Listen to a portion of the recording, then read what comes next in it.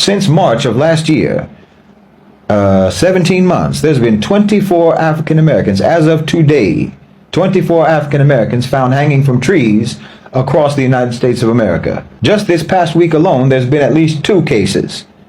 You understand? And in case after case after case, the local coroners very predictably declared these as suicides without any serious forensic investigation taking place at all. No follow-up.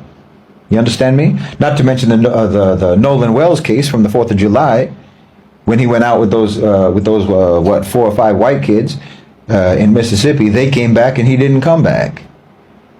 You understand? And all those white boys, they're the sons of the local power structure. That's who they are. They shrug their shoulders. Their parents shrug their shoulders. The police shrug their shoulders. The judges, the media, the power structure. Everybody shrugs their shoulders about what could have possibly happened to Nolan Wells. It's a mystery, which makes it no mystery at all. Which makes it no mystery at all. But see, they'll gaslight you into thinking that you're being overly suspicious. You're being overly cynical, and the problem is that you want answers, not that they don't have any answers.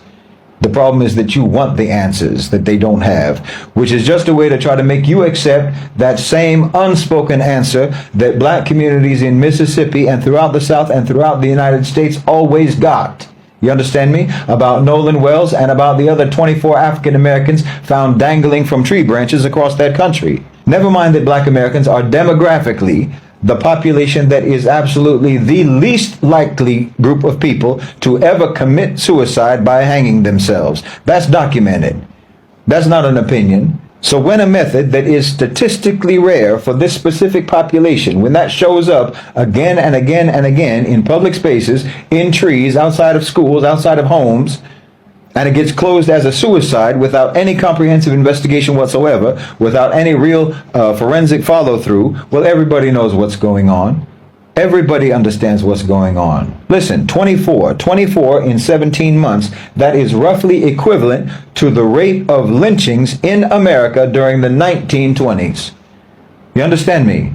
No, when a black person is found hanging from a tree in the United States of America, the default assumption of investigators should always be lynching. It's like if a woman turns up dead, the first thing that you're going to do is suspect the husband or suspect her ex, right? You start with the presumption of foul play. You start with the presumption of homicide. You start with the presumption of foul play, which is exactly what you should do in every single one of these cases. If you find a black person hanging from a tree in America, you should treat it the same as if you see someone who's been double tapped in the back of the head. And if you do rule it as a suicide, if you rule that as a suicide, the moment that you zip up the body bag, why, we have every reason to believe that you're the one who did it. Yes, and you're going to have to prove otherwise. I'm telling you. If you rule something like that, as a suicide, that ruling is in and of itself incriminating evidence against you. You can't tell anyone, you can't tell any serious intelligent person that there's no evidence of foul play. No. If an African American is hanging from a tree in the United States of America, that is the evidence of foul play by default. You might as well say that JFK killed himself before you say that a black man or a black woman strung themselves up in Mississippi and expect anyone to believe you. And if you say they did that, then we need to search your property for ropes. You understand? Especially when you claim it's a suicide before you've even cut them down from the tree. And something very interesting we have figured out. Nolan Wells' mother, Christine Wansley, said that when her family recovered his phone and checked it, some texts appeared to be missing, right? And his 2 Snapchat accounts had absolutely nothing in them. From the relevant period, 4th of July, the day after, whatnot. The 24 hours was missing. Now, she found that especially suspicious because they recovered the phone less than 24 hours later when she expected recent Snapchat content to still be visible. As she stated, Nolan was constantly posting on Snapchat, so this is very odd that there is no video content, no pictures, no nothing. Now, further, Snapchat accounts had absolutely nothing, correct? This allegedly, on the ledge of allegedly looking down, would confirm that somebody tampered with his phone because Snapchat sends out holiday messages like Happy 4th of July And that was not even there. Do you understand? So if his phone said happy 4th of July and nothing else, then it would maybe be odd. Like, how did he not post all day?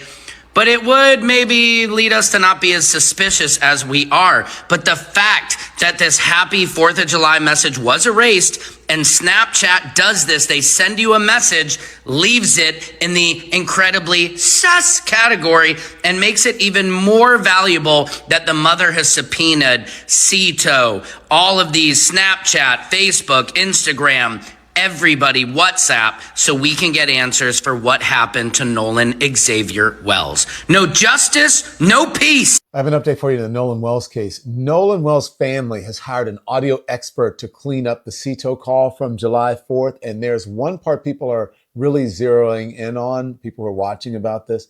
The dispatcher asks whether everyone is on board. The call appears to say, all right. And is everybody on board in good health otherwise? Yeah, everybody's How on many? board. yeah, everyone is on board. That's what the caller appears to say. Now, some people are hearing that and saying that it conflicts with later accounts about Nolan being left behind on Horn Island.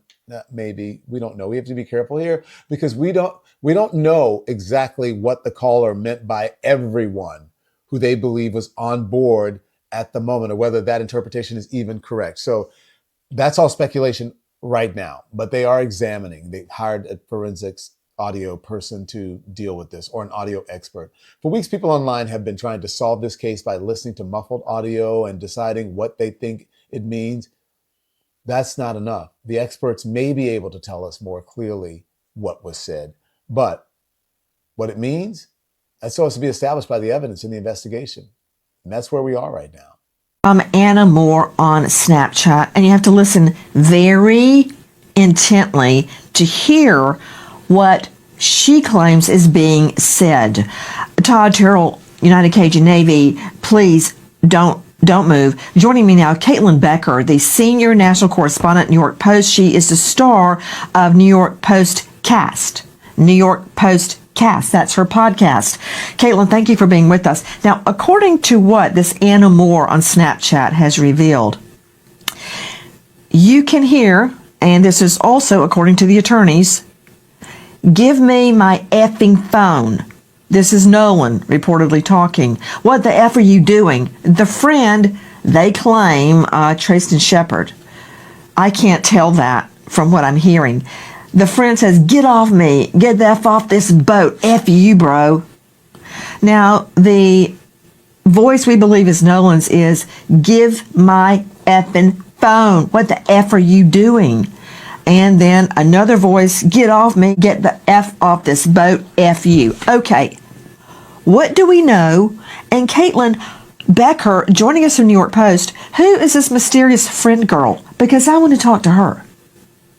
I want to talk to her too, Nancy. The video is tough. The Snapchat is really tough because you do clearly hear an angry altercation. There is the assumption that we're working off of that it is Nolan. However, a few other friends have confirmed it's not Nolan. There's actually someone who said it was me, not him. So you have someone come saying that is not him on the video. So then did no altercation actually take place, or is someone jumping in saying that's me to misdirect or to redirect us from looking at the one question? The other question that you asked is, who's the girl? Her name is apparently, allegedly, Katie. That's kind of all we know, just Katie. Someone purporting to be related to Katie went social media, and this is not something that they've been able to confirm, nor have investigators confirmed it. But according to this person, Katie said, we met, we talked, he seemed like he was going back on the boat with his friends, and that was that. So Katie... Okay, hold on right there. Caitlin Becker. Caitlin. Right there. The girl, if she exists, says they talked, they chatted it up, probably flirting with each other, if accounts are true. Then he leaves to go back to the boat with his friends. But according to the friends, he stayed with her. Right there, that is a conflict. That doesn't fit. I remember seeing a post that Bart Edmiston allegedly posted and said, Junior came home and he and Brooks took hawk out trout fishing. Brooks caught the one that didn't get away, in the back of the head. It wasn't until July 22nd that Ben Grump stated the autopsy of Nolan Wells. Focal area of red discoloration in the soft tissue of the back of the head, the occipital region. This was stated July 19th. Is it a coincidence that Bart Edmiston allegedly posted this 4 days before the autopsy results even was made into the public's eye? This is one of the alleged 3 boats that they used to go to Horn Island July 4th, friend Bart on the way up to Horn Island. But if you look at this photo, I don't see Warren anywhere. 11:50, 12 o'clock era, about lunchtime. While we were on the water, we talked to a rescue guy. So that probably explains who actually drove the boat, the Palm Beach, back. And it also proves that Trayson was lying, because Trayson did not go out there with his uncle. Trayson did not get on the boat and leave with his uncle, because Trayson was still on the boat with Wyatt, Morgan, and we're going to assume at this point, allegedly, Nolan, along with Warren and his crew or whoever when they went out there. Because remember, Warren also said that he, his mother, his father, and a few other people went back out there to Horns Island. I told you guys there was impossible way that they did not meet and were not talking to the MDMR, because me, Wyatt, and Trayson got in the boat. We got in the Palm Beach that morning, the morning after, and to the islands, and we were met by a DMR. There was 7 DMR boats already out there, DMR and park rangers. We talked to them. We gave them all of our information. They personally asked if any of us were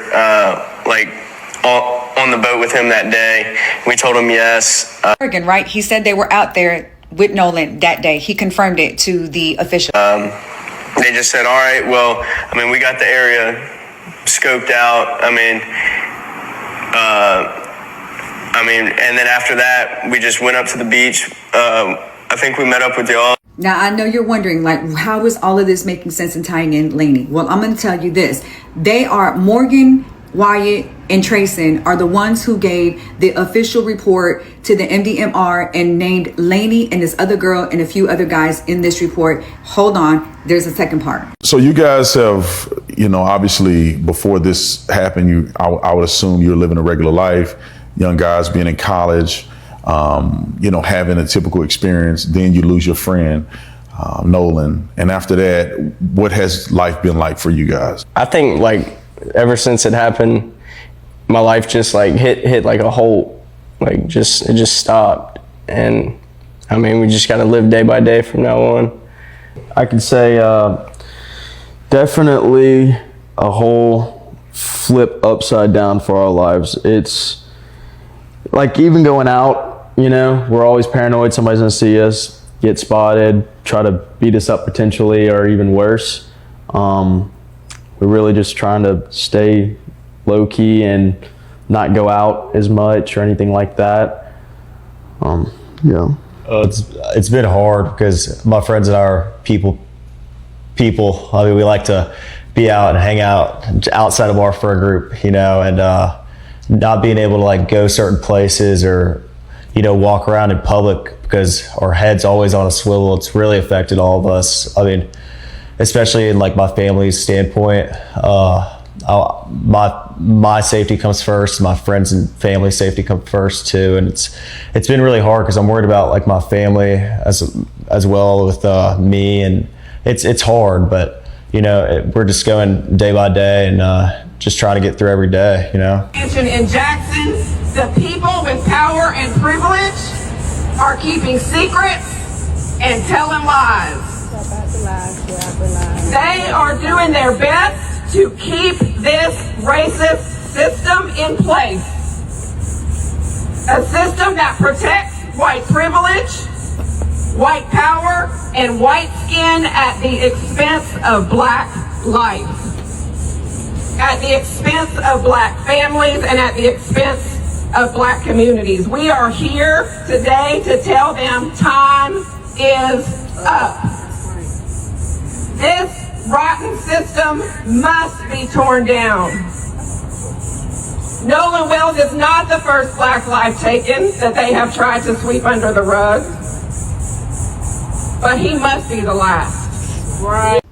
Why on the report or the document, the 19-page documentation that the attorneys, that those men's attorneys sent to Al Sharpton, in one of the documentations, it says that the CTO call was made at 4:48 p.m. Now, I find that very odd because in the geospatial analytical report given by the United Cajun Navy, in that report, they said that they believe that them grown men left Horns Island later than when they said that they left. Not only that, but they also said that they believe that the call was made 30 minutes before they left. So the call was made around 4 o'clock or a little bit after 4 o'clock. But why is the attorneys in the document that they sent to Al Sharpton, it says 4:48? Let me show you.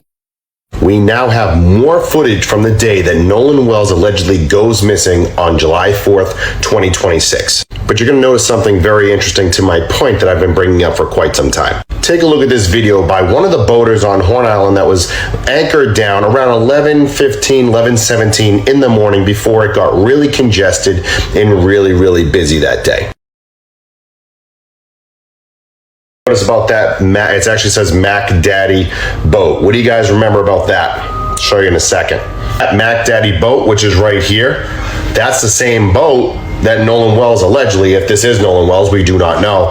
That was the infamous picture that we've seen of, apparently, allegedly, Nolan Wells bending over to grab something. So that boat was seen in that video. But here's the point that I want to make. Did you notice all the people there at 11:15, 11:17 in the morning? Did you notice how many people were already there? And that was before they even got congested, before they got really busy. Which again leads me to my next statement that I've been bringing up many times so far over the last couple of weeks. Are you really seriously telling me that no one saw anything that's happening? Are you telling me that no one saw a damn thing? With all those people there, no one saw anything?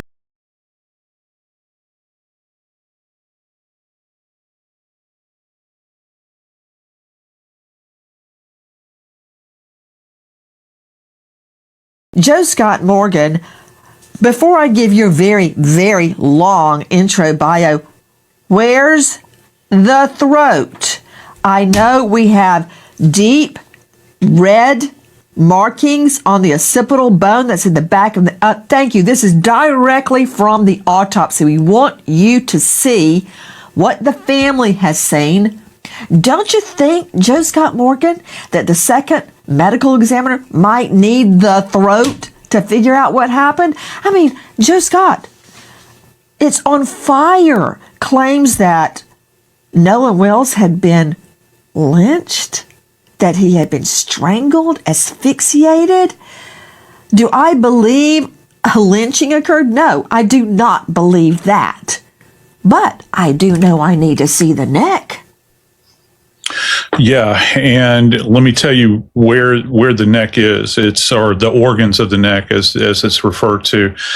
These neck structures are actually being held by the Mississippi State Medical Examiner's Office, and they don't just arbitrarily hold things like this, Nancy. This is something that would commonly go with the body when the body is released. So I deduce the fact that they have seen something there that they're trying to hold on to from an evidentiary value. Remember, the state still has an ongoing investigation in this case, and they see evidentiary value in this. And yes, I know that the second autopsy prosector up in D.C. would have liked to have seen this, but he understands this, why they would retain it. And it is being retained, I can promise you that, as are other tissue samples. But the problem is that when you get into these structures in the neck, one of the things you're trying to assess is, was this a drowning? Also, is there any kind of trauma? If people will just put their hands right here in the midline of your neck, you'll feel that kind of cartilaginous body there. That's cartilage, right? That can be fractured. Need I remind you, Epstein, right? So you have to examine this. Also, here's our word, Nancy. They're talking about the hyoid is missing as well. So they don't have that. Show me Joe Scott Morgan, because show me, Joe Scott. You and I, hyoid, we know what it is because you and I have handled a ton of asphyxiation, ligature, manual strangulations, you name it. Hyoid, explain. It's so delicate.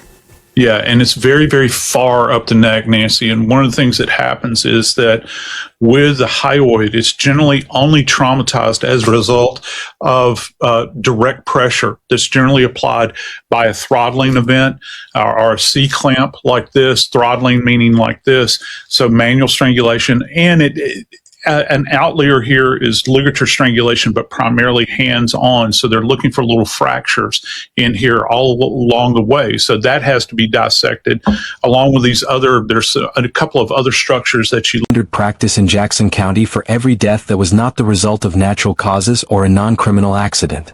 Coroner Bruce Lind had said from the beginning that the circumstances warranted a full examination. That examination was now complete.